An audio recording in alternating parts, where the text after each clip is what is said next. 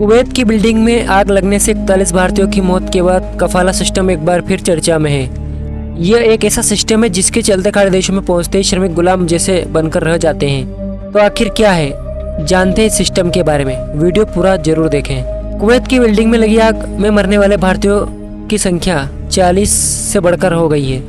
वे सभी मजदूर अपने परिवार की रोजी रोटी चलाने के लिए कुवैत गए थे। उनकी नियुक्ति खाड़ी देशों में प्रचलित कपाला सिस्टम के तहत हुई थी। यह सिस्टम नौकरी देने वाले नियोक्ताओं को अपने कामगारों पर असीमित अधिकार देता है। इसका फायदा उठाकर नियोक्ता उसके साथ हद दर्जे का अमानवीय व्यवहार करते हैं। दूसरे शब्दों में कहें तो वहाँ नौकरी पर गए कामगार उनके गुलाम बनकर रह जाते हैं। क्या है कपाला सिस्टम?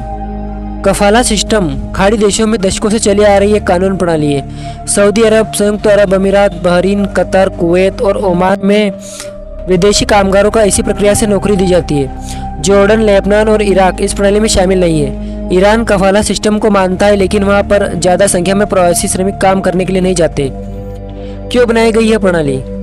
खाड़ी देशों में तेजी से बढ़ते आर्थिक विकास के युग में सस्ते प्रचुर मात्रा में श्रम की आपूर्ति करने के लिए इस प्रणाली को बनाया गया। इस सिस्टम को लागू करने वाले देशों का तर्क है कि कपाला के स्थानीय उद्यमों को फायदा होता है और इससे मुल्क के विकास को गति मिलती है। वहीं विरोधियों का कहना है कि यह प्रणाली शोषण से भरपूर है। इसमें प्रवासी श्रमिकों के अधिकारों के लिए नियमों और सुरक्षा की कमी होती है, जिसके चलते अक्सर उन्हें कम वेतन, खराब कामकाजी परिस्थितियों में और दुर्व्यवहार का सामना करना पड़ता है। उनके साथ नस्लीय भेदभाव और लिंग आधारित हिंसा भी आम है। कैसे काम करता है कपाला सिस्टम? इस प्रणाली के तहत खाड़ी देशों की सरकारें स्थानीय व्यक्तियों या कंपनियों को विदेशी मजदूरों को अपने यहाँ काम पर रखने के लिए स्पॉन्सरशिप परमिट देने का अधिकार देती है। वह कंपनी हायरिंग एजेंसीज के जरिए दूसरे देशों के सस्ते श्रमिक हायर करते हैं। इसके बाद उनके मूल देश में आने जाने और रहने का इंतजाम प्रायोजक कंपनी ही करती है। इन खाड़ी देशों में कफाला सिस्टम आमतौर पर श्रम मंत्रालय के बजाय आंतरिक मंत्रालय के तहत आता है। ऐसे में उन देशों में श्रमिकों के लिए बने कानून और योजनाओं को उन्हें कोई लाभ नहीं मिल पाता। उन्हें नौकरी देने वाले प्रायोजकों के पास अधिकार होते हैं कि वे चाहे तो विदेशी कामगारों को कॉन्ट्रैक्ट आगे बढ़ा दें या फिर बीच में ही खत्म कर दें। अनुमति के बिना नहीं छोड़ सकते जॉब। इतना ही नहीं, श्रमिक अगर जॉब छोड़कर अपने देश वापस आना चाहता है तो ऐसा नहीं कर सकता। बिना प्रायोजक कंपनी की अनुमति की कार्यस्थल छोड़ने पर श्रमिक की गिरफ्तारी हो सकती है, फिर चाहे वह कर्मचारी दुर्व्यवहार की वजह से ही नौकरी क्यों न छोड़ दे।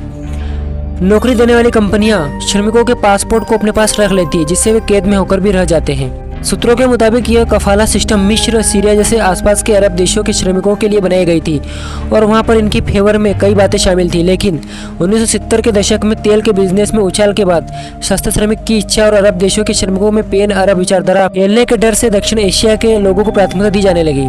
खतरे के बावजूद क्यों जाते हैं खाड़ी देश? विदेश जाने वाले अधिकतर भारतीय मजदूरों को वहां की नारकीय स्थितियों के बारे में पहले से पता होता है। इसके बावजूद अच्छा वेतन उन्हें जानबूझकर यह जोखिम उठाने को मजबूर कर देता है।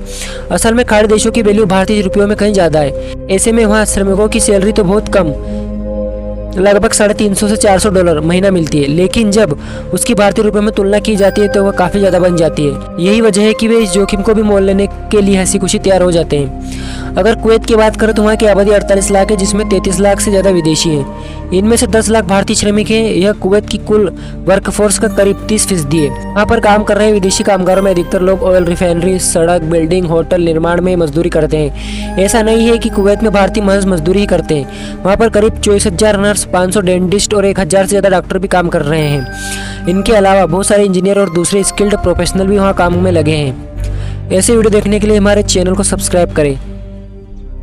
कमेंट में जय श्री राम जरूर लिख दें। धन्यवाद।